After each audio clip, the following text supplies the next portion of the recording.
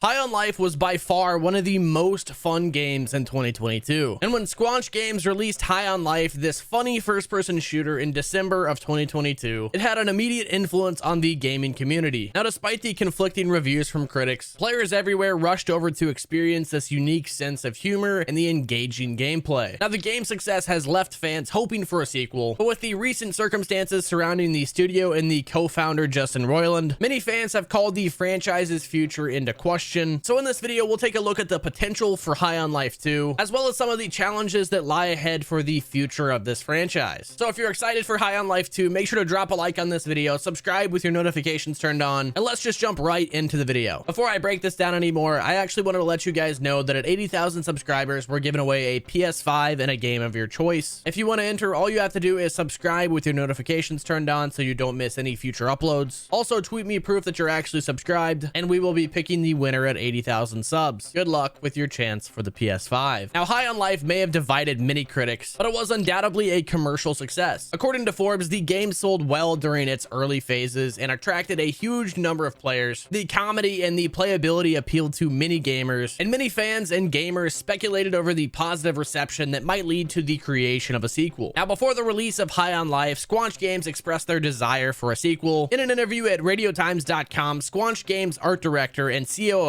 Mikey Spano stated that the company plans to extend the game's plot in future iterations. He even hinted at the availability ideas for a sequel's foundation, in which he basically claimed that a teaser had been concealed in the game only for the committed fans to discover. Now, one of the most intriguing aspects of High on Life is its secret ending, an Easter egg that only diehard fans would discover. Now, this secret ending tells more about the game's backstory and even grants players the achievement called sequel bait, and these elements strongly suggest that Squanch Games has plans for a sequel, and quite possibly it's actually in the works. And while the studio's intention for a sequel is obvious, it is contingent on two factors: the revenue and the audience reaction. Mikey Spano mentioned that the decision to develop a sequel is determined on the game's sales, as well as how warmly gamers reacted to the original game. And seeing as the original game, High on Life, hit all the numbers that fans knew it would, it's kind of obvious that fans definitely want a sequel. So on top of the post-launch content, we were also handed the DLC called High on Knife, and High on Knife takes the players back to this hilariously weird world of High on Life. This time the quest revolves around Knifey, a talking knife from the original game who needs your assistance in finding a misplaced box. Now, the quest will take you to Salt Lake City, a salty desert populated in these strange slug-like animals, and as one might guess, things do not go as smoothly in this unusual setting. This DLC retains the same goofy and strange tone as the base game. As you know, High on Life has this hilarious setting and almost an absolute absurdity to its plot, but halfway through the DLC, the tale takes an unexpected turn when you visit a massive cargo warehouse. This change in the environment greatly transformed the game's vibe, offering an unexpected twist unlike anything we've seen in the previous chapters. And the basic ongoing rumor right now is the DLC vibe and the environment in the DLC. And this vibe is basically going to be the setting and the plot for the future of High on Life. Now, before we get any deeper into talking about why High on Life 2 is actually happening and when we could actually get it, this is now a very important time to note the glaring absence of Justin Roiland. Now, he played a huge role in the success of High on Life, and I'll for sure go in greater detail later, but the departure also implies that Kenny, the talking gun who appeared prominently in High on Life, is no longer in the game. So Kenny's absence is felt strongly, even though his fate is only briefly mentioned. Kenny, portrayed by Justin Roiland, he will 1000% not be in the future of the High on Life series, and especially in High on Life 2. So with Kenny's absence, players are introduced to a new gun, Harper, and Harper will serve as the same practical purpose that Kenny did, with the funny, hilarious jokes out of random, and he'll be there to help guide and narrate you through this game. Now, the striking disparity in the characters' emotions has an impact on the overall humor of the DLC, so definitely with the lack of Kenny in the future of the series, and Harper basically taking on the role as Kenny in the DLC and maybe even beyond, he'll definitely have to work on his hilarious outbursts, and in much of the DLC, he was kind of playing as a mute, not really talking very much, other than some of the funny remarks in the critical moments of the game. Now, wrapping back around, Justin Roiland's resignation from Rick and Morty, as well as stepping down from the High on Life series, that was definitely due to more than just legal issues. In September, NBC published a report stating that Roiland used his celebrity status to meet and attract young women, and some of which happened to be very, very underage. Now, he was also accused of sexual assault, and which he has strongly denied through his lawyers. But all of these claims, being true or not, definitely harmed his career and contributed to the factors of his departure on the Rick and Morty series, as well any action that he wants to contribute to the future of the High on Life series. So as we talk about the aspects of High on Life 2, similar to Rick and Morty, after Justin Roiland's departure and the new season has been announced, the sequel will also have fresh voice actors, and this casting provides an excellent opportunity for both actors to display many of their skills in the global gaming audience. So the gaming industry is no stranger to change, and the one such movement came, like I said, with the Rick and Morty new season. So for the future of High on Life 2, as well as just the original High on Life, or any like future DLC or anything of that nature, we can assume that new voice actors will be cast, and that's kind of where it lies with the potential for High on Life 2. The direction of the game is definitely unknown. We can definitely assume that the sequel High on Life 2 will follow the gameplay and setting from the original game. I guess from the gameplay standpoint, High on Life mostly keeps the original mechanics of its predecessor, but like I said, Harper will be your new buddy, so it definitely just begs the question, who will be our main character in the new game? Who will be the new voice actors in the new game? Will the gameplay follow the aspects of the original? But like I said, although High on Life 2 has not been announced, it definitely does sound like all of the developers are on board, and they definitely want a sequel in the future. And like I said, the studio did say they plan on developing more games, as well as supporting High on Life without Justin Roiland, so it's not totally out of the question, but it seems less likely. Squanch Games has released 4 titles in their 6-year-long history, one of them being High on Life, Trover Saves the Universe, as well as Space Heroes, and it's also just crazy to think that none of these games have had a sequel. So it definitely does seem that the developer Squanch Games does prefer making new games, but given how successful High on Life has been, and honestly the amount of money that the game has generated, I mean, even the DLC was $14.99, so this could be an exception where Squanch Games comes out and they say, hey, we want to make High on Life 2. These are going to be the people in it. This is the gameplay style and the setting of the new game. But the future of High on Life and the potential for a sequel is still uncertain. While Squanch Games has expressed their goals, Justin Roiland's departure and the constraints of maintaining the game's signature comedy, that's definitely some challenges the studio will have to face. But the success of High on Life may change the studio's stance of developing the sequel, but only time will tell if fans will actually be able to see High on Life 2. I think it's very plausible that in the future we could actually see High on Life 2. Honestly, maybe even a remastered version with new DLC to drop, with maybe updated gameplay mechanics and maybe new completion challenges. But as the gaming community waits for any updates or official announcements on the future of the High on Life series, my ending thoughts are, well, we really don't know if High on Life 2 is actually going to happen. It seems like the studio is fully on board with the future of the series and continuing with a new game called High on Life 2, but with the amount of sheer backlash that the studio has gotten and the departure of Justin Roiland,